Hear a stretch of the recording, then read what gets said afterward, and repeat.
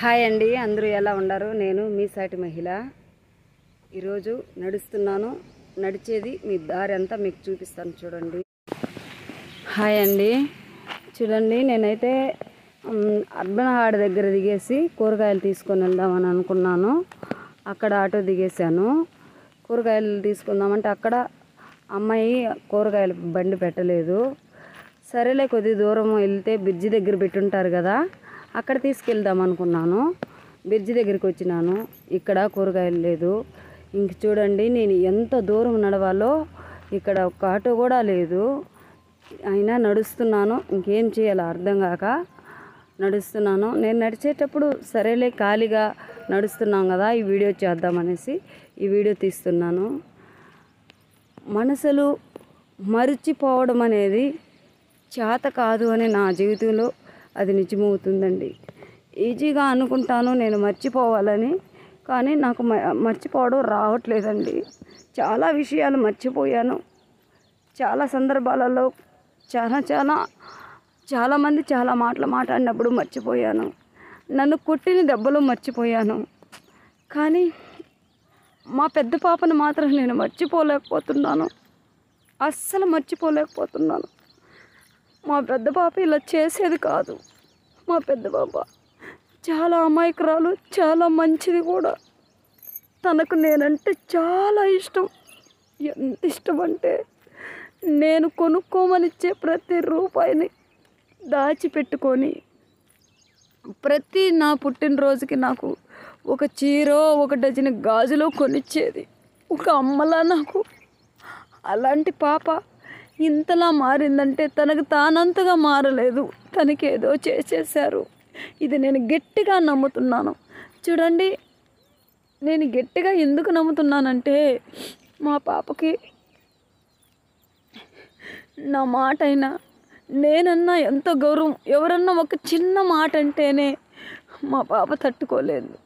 అలాంటిది ఈ హిమవంశీ వాళ్ళ ఫ్యామిలీ వాళ్ళు నన్ను ఎంతగా మాటలతో బాధ పెట్టారో, అయినా మా పాప వాళ్ళతోనే మాట్లాడింది. ఇప్పుడు వాళ్ళ దగ్గరికే వెళ్ళిపోయింది.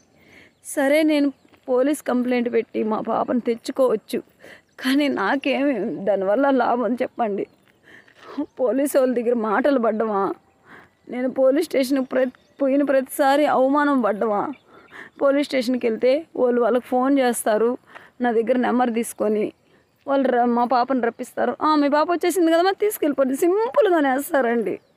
ఎంత సింపుల్గా అంటే, అరే 1 రోజు 2 రోజులు 1 గంట అయినా వాళ్ళ ఇంటిలో పెట్టుకొని అమ్మాయిని మళ్ళీ తెచ్చి వదిలితే అది ఎంతవరకు కరెక్టు అని అస్సలు ఆలోచించరు.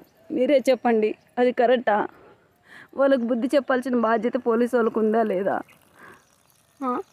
చెప్పండి. ఒక యాప్ ద్వారా మా ఇంట్లో ఆడవాళ్ళు, చుట్టాలు కానీ, బంధువులు కానీ, చిన్నవాళ్ళు కానీ, పెద్దవాళ్ళు కానీ ఎంతోమంది ఇంటికి వస్తుంటారు. మాకు ఉండేది చిన్న రూము. ఆ రూములో స్నానం చేసుకొని బట్టలు మార్చుకునేటప్పుడు కానీ, మేము పడుకొని ఉండేటప్పుడు కానీ, ఒంటి మీద గుడ్డలు తొలగిపోయినప్పుడు కానీ ఆ యాప్ ద్వారా, ఆ ఫోన్లో ఉండే కెమెరా ద్వారా ఎన్నిసార్లు చూసుంటాడో వాడు. వాటిని పెట్టుకొని నా పిల్లని ఎంత బెదిరించుంటాడో అనేది నాకు అర్థమవుతోంది. మా పాపను బెదిరించారు, ఏదో చేసేశారు. అసలు అలా చేస్తే వాళ్ళకేంటి లాభం? మా దగ్గర డబ్బు లేదు, బంగారు లేదు, ఆస్తులు లేవు. కానీ ఎందుకని మా పాపని ఇంత లొంగ తీసుకున్నారు అనేది అర్థం కావట్లేదు. ఎవరు దీనికి సాయం చేస్తారనేది కూడా తెలియలేదు. చాలా చాలా బాధ, ఎంత బాధ, ఎవరికి చెప్పుకోవాలో అర్థం కావట్లేదు. మర్చిపోతున్నానని మా అబ్బాయికి చెప్తున్నాను తప్ప నేను మర్చిపోలేకపోతున్నాను. మా అబ్బాయి కూడా సేమ్ పరిస్థితి.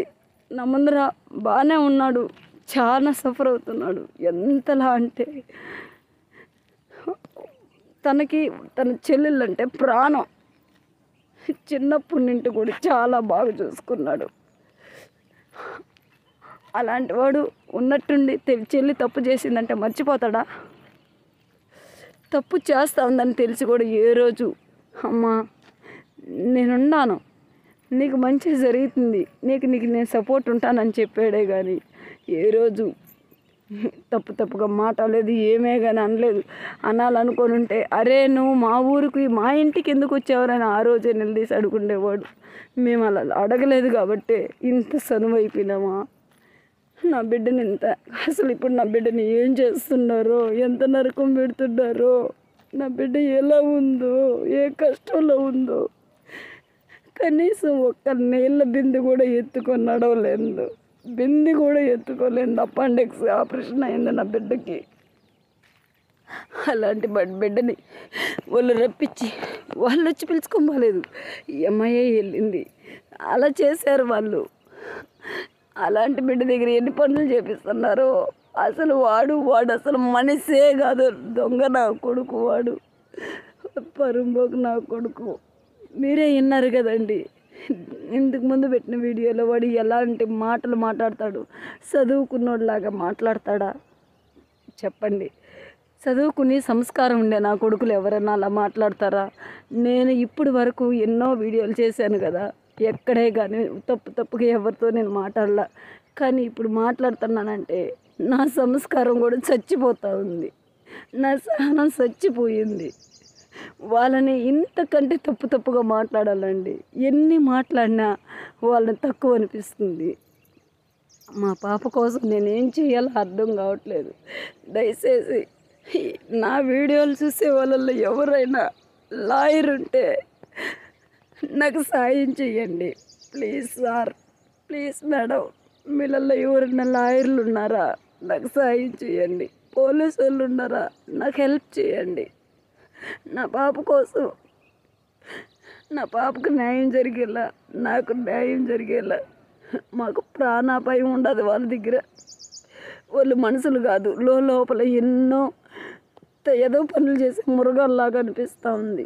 ఒక యాప్ డౌన్లోడ్ చేసి ఆ యాప్ ద్వారా ఎంతోమందిని ఇలా అమ్మాయిలతో ఆడుకునే వాళ్ళలాగా అనిపిస్తూ ఉంది. లేదంటే ఎందుకండి చెప్పండి మీరు?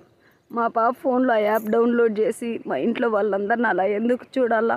అలా చూడడమే కాకుండా ఆ యాప్ గురించి నేను పోలీస్ స్టేషన్లో మాట్లాడి డిలీట్ చేపిస్తే తర్వాత ఈమెయిల్ ద్వారా లొకేషన్ ద్వారా కూడా ఎక్కడికి పోతుంది, ఏం చేస్తుందని అంత ట్రాప్ చేయాల్సిన అవసరం ఏముంది మా పాపని? ఇది ట్రాప్ చేసినారని పక్కాగా ప్రూవ్ అవుతుందని నేనేమి చేయలేకపోతున్నాను. ప్లీజ్ అండి, నేనైతే పబ్లిక్ని అడుక్కుంటున్నానండి. పోలీస్ స్టేషన్కి అయితే నేను పోలేనండి. పోలీసు వాళ్ళ దగ్గర నేను అవమానం పడలేనండి. ఒకవేళ వాళ్ళు కొట్టినా కొడతారండి, ఎందుకంటే న్యాయం మా పక్క ఉంది కాబట్టి. న్యాయం ఎవరి పక్క ఉంటే వాళ్ళనే కొడతారండి. ఇప్పుడు న్యాయం అలా ఉంది, ఏం చేయాలండి? ఎప్పుడైనా అంతేనండి. డబ్బు ఉండే వాళ్ళది న్యాయం, డబ్బు లేని వాళ్ళది న్యాయం లేదు. వాళ్ళు డబ్బు పెట్టగలుగుతారు. ఆ పాప ఉన్నది హిమవంశి వాళ్ళ చెల్లి. ఆ పిల్ల ఏదైనా చేయగలుగుతుంది. ఇప్పుడు పెళ్ళి అయ్యిందో ఏమో తెలీదు. మేము పోయినప్పుడు చిట్టువేలికి మేము వెళ్ళినప్పుడు పెళ్ళి కాలేదు. పెళ్ళి కానప్పుడే అంతునింది. ఇంకా పెళ్ళి అయిన తర్వాత ఇంకెలా ఉంటుందో ఒకసారి ఆలోచించండి. ఆ పాప మా పాప గురించి మాట్లాడింది. అలాంటి ఆ అమ్మాయి వాళ్ళ ఇంట్లోకి మా పాప వెళ్ళింది. ఉంటుందా? ఉన్నిస్తారా? బ్రతకనిస్తారా? ప్రాణాలతో పెడతారా? లేదంటే ప్రాణాలతో ఉంచగానే రోజుకి నరకం చూపిస్తారా? అర్థం కావట్లేదు. ప్లీజ్ సార్, మా పాపను అడిగితే నేను బాగున్నానంటుంది. నేనైతే మాట్లాడలేదు, చెప్తున్నాను. అలాగే ఎవరు అడిగినా అలాగే చెప్తుంది, మీరు అడిగినా అలాగే చెప్తుంది. నాకేం ప్రాబ్లం లేదు, నేను ఈ అబ్బాయి దగ్గర బాగున్నాను, నాకు ఈ అబ్బాయి అంటే ఇష్టం, అందుకే నేను ఇక్కడికి వచ్చేసాను అనొచ్చు. కానీ ఏం చేస్తామండి? చూడండి, ఇంత దూరం నడిచి వచ్చానండి. నడిచి అలసిపోయానండి. నా వల్ల కావట్లేదు. కాళ్ళు నొప్పులు, అలసట, ఆయాసం. నడిచి వచ్చేసినాను. ఇక్కడి నుండి ఏదైనా ఆటో దొరికితే ఇంటికి వెళ్ళిపోవాలి.